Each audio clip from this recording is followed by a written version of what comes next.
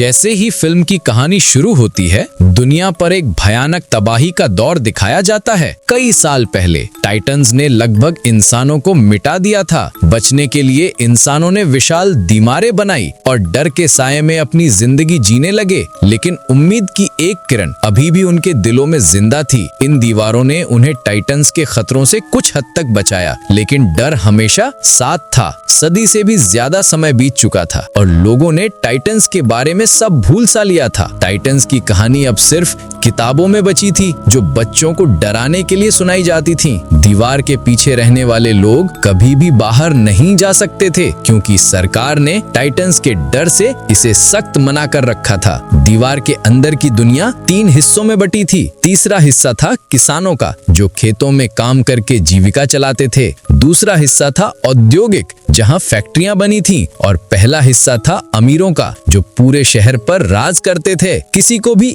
एक हिस्से से दूसरे हिस्से में जाने की इजाजत नहीं थी। तीसरे हिस्से में रहने वाला एक तेज और होशियार लड़का था, एरन। वो डर के बीच कैदी जैसी जिंदगी नहीं जी सकता था। उसके अंदर कुछ बड़ा करने की आग थी। बाहर की दुनिया देखने का उसका सपना था और उसने ये सपना अपने दोस्तों से भी साझा किया। एरन को टाइटन्स की मौजूदगी पर शक था। वो सोचता था कि लोग सिर्फ डर के कारण दीवारों के भीतर छिपे हैं। एरन का एक दोस्त भी उसके जैसा होशियार था। किसानों को कोई प्रयोग करने की इजाजत नहीं थी। सरकार के हिसाब से अपनी मेहनत से आगे बढ़ना गलत था। एरन की एक दोस्त मिकासा थी। दोनों एक दूसरे को पसंद करते थे और साथ में आरामदायक जिंदगी जीना चाहते थे। एरन खुद को खुशकिस्मत मानता था कि वो इस जगह का निवासी है, क्योंकि वो बाहर की दुनिया देख सकता था। यहाँ एक बम मशीन भी थी, इसलिए ये उसका पसंदीदा जगह था। लोग डर के कारण अक्सर यहाँ नहीं आते थे। इस बार एरन ने ठान लिया कि वो किसी भी कीमत पर दीवार के बाहर जाएगा और अपने दोस्तों को भी इसे करने के लिए मनाता है। दीवार के पास सेना के अधिकारी तैनात थे, लेकिन वे चुपके से दीवार के पास पहुंचते हैं। लेकिन आगे बढ़ने से पहले ही उन्हें पकड़ लिया जाता है। सेना का नेता उन्हें सुरक्षा देता है, क्योंकि उसे एरन से लगाव था और उसे एरन की होशियारी और जुनून का पता था। जैसे ही वे बात कर रहे थे,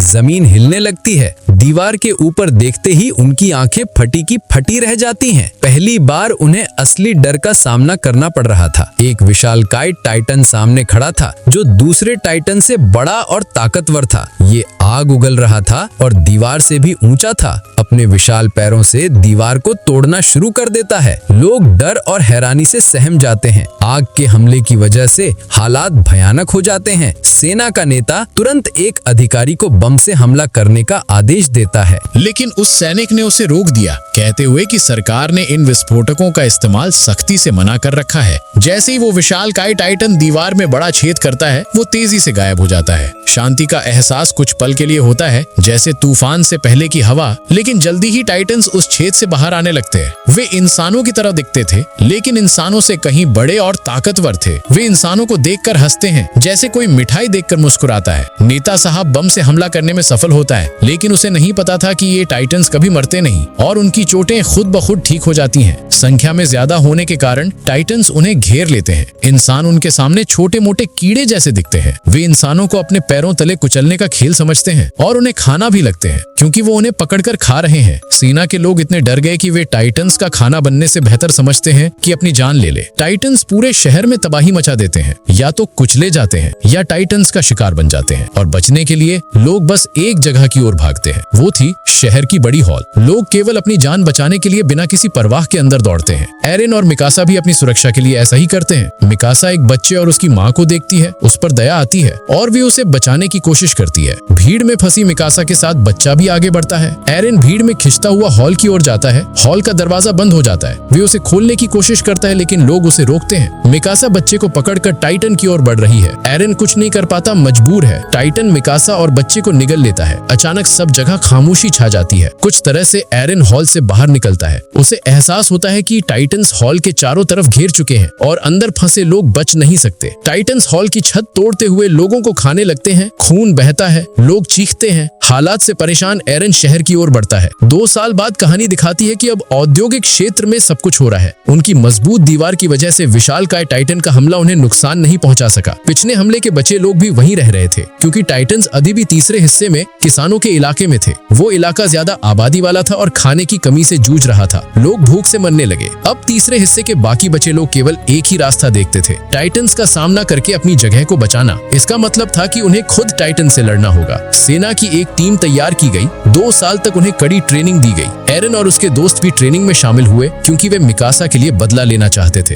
एरन खुद को जिम्मेदार मानता था कि मिकासा की मौत उसकी वजह से हुई, क्योंकि उसने उसे बचाया नहीं। उनकी अगुवाई कमांडर कुबल कर रहे थे। कुबल ने योजना बनाई कि वे रात के अंधेरे में ऑपरेशन करेंगे। उनका मिशन था उस बड़े छेद को बंद करना जिससे टाइटन्स तीसरे इलाके में घुस आए थे। योजना के अनुसार वे छेद के ऊपर वाले हिस्से को विस्फोट से ध्वस्त करेंगे। दीवार के टूटे टुकड़े नीचे गिरेंगे और छेद पूरी तरह से बंद हो जाएगा। इस मजबूत दीवार की वजह से टाइटन्स फिर वहां से नहीं आ पाएंगे। इस ऑपरेशन में सफल होकर वे टाइटन्स को खत्म कर सकते थे। ये विस्फोट उनका आखिरी मौका था। या तो वे इस ऑपरेशन में अपनी जान देंगे या जीतेंगे। सुरक्षा प्रमुख सेना को नई बनाई गई उड़ने वाली हथियारों के बारे में बताती हैं। ये हथियार टाइटन्स का गला निशाना बनाकर उन्हें मारने में मदद करेंगे और इस तरह टाइटन्स दोबारा जीवित नहीं होंगे। योजना के अनुसार वे रात में ऑपरेशन के लिए निकलते हैं, लेकिन रास्ते में उन्हें कुछ अजीब सा महसूस होता है। जांचने के लिए वे आगे बढ़ते हैं। शुरुआत में उन्हें लगता है कि सब ठीक है, बस गायों की आवाज है, लेकिन फिर एक महिला बच्चे के रोने की आवाज सुनती है। वो सोचती है कि बच्चा खतरे में है और मदद की जरूरत है। वो आगे बढ़ती है और बच्चे को बचाने की कोशिश करती है। एरन भी उसका पीछा करता है। जैसे ही वे बच्चे तक पहुंचते हैं, उन्हें पता चलता है कि ये बच्चा भी टाइटन्स का हिस्सा है। वो राक्षस बच्चा उन्हें पकड़ने की कोशिश करता है, लेकिन गिर जाता है। गिरने के बाद वो जोर जोर से रोता है। उसकी आवाज सुनकर सभी टाइटन्स जाग जाते हैं और उसकी तरफ बढ़ते हैं। अब वे बड़े संकट में फंस जाते हैं, क्योंकि स्वार्थी कमांडर कुबल वहां से हथियारों से भरी गाड़ियों में भाग चुका था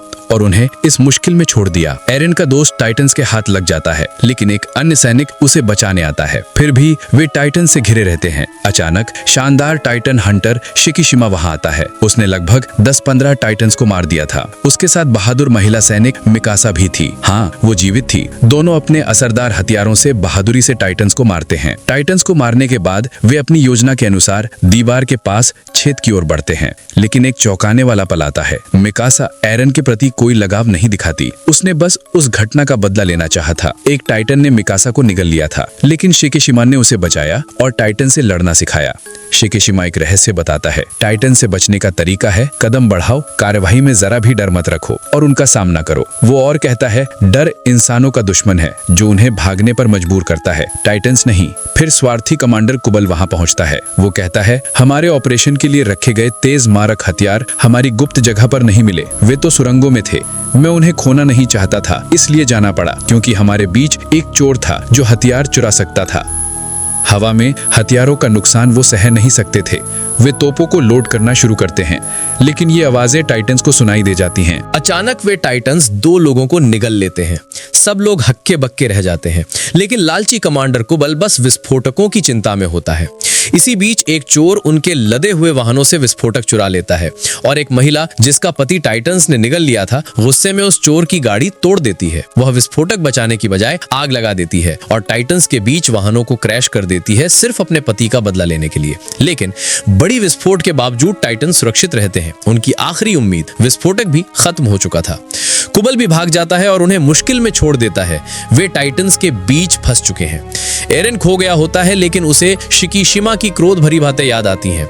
वह आगे बढ़ता है, अपने गुस्से की आग के साथ कुछ टाइटन्स को मारने में सफल हो जाता है, लेकिन लड़ाई में उसका एक पैर छूट जाता है। एक टाइटन एरन के दोस्त को पकड़ लेता है।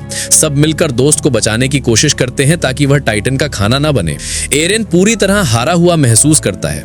वह निराश होता है कि वह इंसानियत की मदद नहीं कर पा रहा, लेकिन फिर वह फिर से खड़ा होता है, खुद को हिम्मत देता है।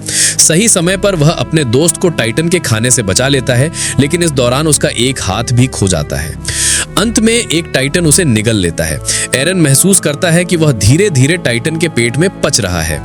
इसे देख मिकासा का सब्र टूट जाता है और वह टाइटन पर हमला कर देती है। लेकिन दुर्भाग्य से मिकासा की गियर खराब होने की वजह से उसका वाहन क्रैश हो जाता है। अब मिकासा मौत का सामना कर रही थी क्योंकि वही टाइटन उसकी तरफ बढ़ रहा था। तभी टाइटन को पेट में कुछ अजीब सा लगता है और एक विशालकाय राक्षस बाहर निकलता है टाइटन का मुंह फाड़ते हुए। एक बड़ी विस्फोट होती है और विशालकाय राक्षस बाकी टाइटन्स को खत्म कर देता है। ध्यान से देखने पर सब समझ जाते हैं कि ये कोई और नहीं बल्कि एरिन है। फिर वह अन्य टाइटन्स की तरह कमजोर होकर मरने लगता है।